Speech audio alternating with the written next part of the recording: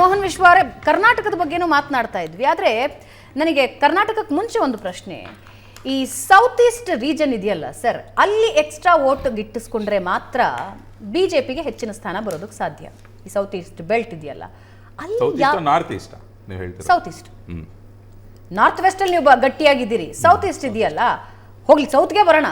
ಸೌತ್ನಲ್ಲಿ ಒಂದಷ್ಟು ಸ್ಥಾನಗಳನ್ನು ಗಳಿಸ್ಕೋಬೇಕು. 25 ಸ್ಯಾಚುರೇಷನ್ ತಲುಪಿದ್ದೀರಾ ನೀವು. ಕರ್ನಾಟಕದಲ್ಲಿ ಈಗ ಬಂದಿರೋ ಸರ್ವೆ ಪ್ರಕಾರ ಒಂದಷ್ಟು ಸ್ಥಾನಗಳನ್ನು ಕಳೆದುಕೊಳ್ತೀರಾ ನೀವು.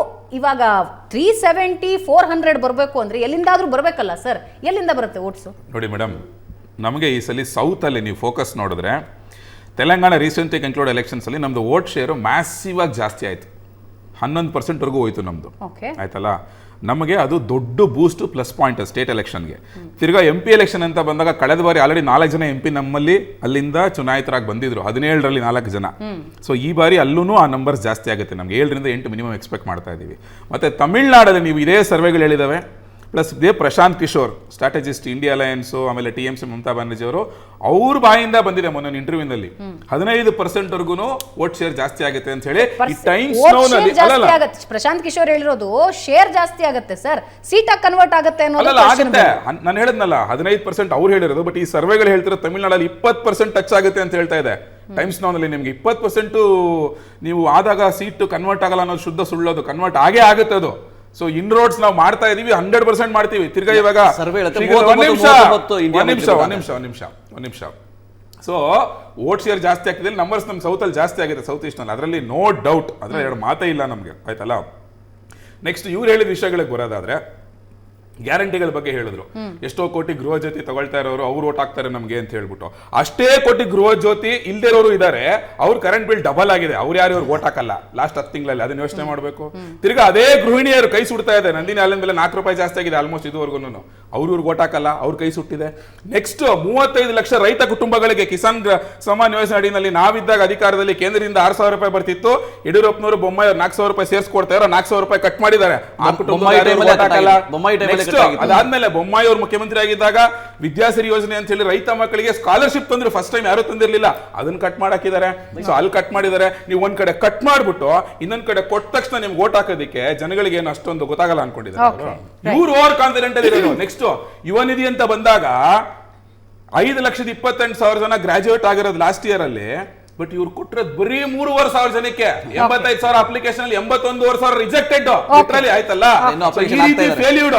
ನೆಕ್ಸ್ಟ್ ಅದಾನಿ ಅಂಬಾನಿ ಬಗ್ಗೆ ಎಲ್ಲ ಮಾತಾಡೋದು ಇವರು. ಯಾಕೆ ಇನ್ನು 1.5 ತಿಂಗಳು ಆಗಿಲ್ಲ, ತೆಲಂಗಾಣ ಮುಖ್ಯಮಂತ್ರಿ ಇದೇ ಅದಾನಿನ ಕರ್ಕೊಂಡು ಹೋಗ್ಬಿಟ್ಟು ನಿಮ್ಗೆ ಡಾವೋಸ್ ಅಲ್ಲಿ 8,500 ಕೋಟಿ ಒಂದು ಫೈನಾನ್ಷಿಯಲ್ ಡೀಲ್ಗೆ, ಬಿಸ್ನೆಸ್ ಡೀಲ್ಗೆ ತೆಲಂಗಾಣ ಸರ್ಕಾರದ ಜೊತೆ ಸೈನ್ ಹಾಕ್ಲಿಲ್ವಾ? ಹಾಗಾದ್ರೆ ಕಾಂಗ್ರೆಸ್ನವರು ತೆಲಂಗಾಣದಲ್ಲಿ ರಾಷ್ಟ್ರ ತಗೊಂಡಾಗ ಅದಾನಿ ಗಡಾಡ್ತಾ ಇದ್ದಾರೆ. ಈಗ ಅಶೋಕ್ ಗೆಹ್ಲೋಟ್ ರಾಜಸ್ಥಾನದಲ್ಲಿ ಆಯ್ತಲ್ಲ 16,500 ಕೋಟಿ ಸೋಲಾರ್ ಪ್ರಾಜೆಕ್ಟ್, ಅದನ್ನ ಅದಾನಿ ಕೊಟ್ಟಿಲ್ವಾ? ಅಶೋಕ್ ಗೆಹ್ಲೋಟ್ ಹೋಗ್ಬಿಟ್ಟು ಅದಾನಿಗೆ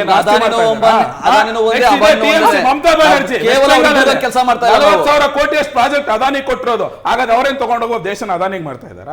ನೋಡಿ, ನಾನು ಹೇಳೋದು ಕಾಂಗ್ರೆಸ್ನವ್ರಿಗೆ, ಇವಾಗ್ಲಾದ್ರೂ 10 ವರ್ಷ ಆಯ್ತು, ಈ ಸಲಿನ ನೀವು ಗೆಲ್ಲಲ್ಲ, ಆಯ್ತಲ್ಲ.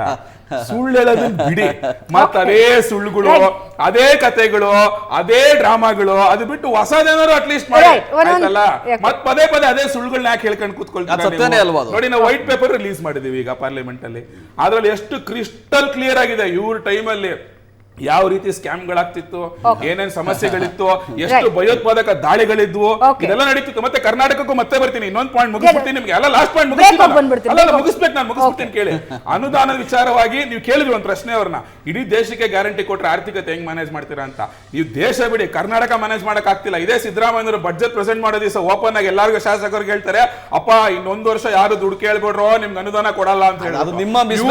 ಶಾಸಕರುಗಳು BR ಪಾಟೀಲ್ ಪತ್ರ ಬರೀತಾರೆ, ನನ್ಗೆ ಅನುದಾನ ಕೊಡಿ, ನನ್ನ ಕಮಿಷನ್ ಕೇಳ್ತಾರೆ ಮಧ್ಯವರ್ತಿಗಳು.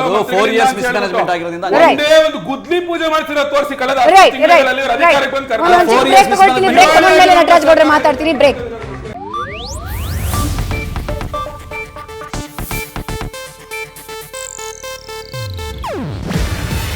ಇದು ಏಷ್ಯಾನೆಟ್ ನ್ಯೂಸ್ ನೆಟ್ವರ್ಕ್ ಪ್ರಸ್ತುತಿ. ನೀವು ನೋಡ್ತಿದ್ದೀರಾ ಏಷ್ಯಾನೆಟ್ ಸುವರ್ಣ ನ್ಯೂಸ್.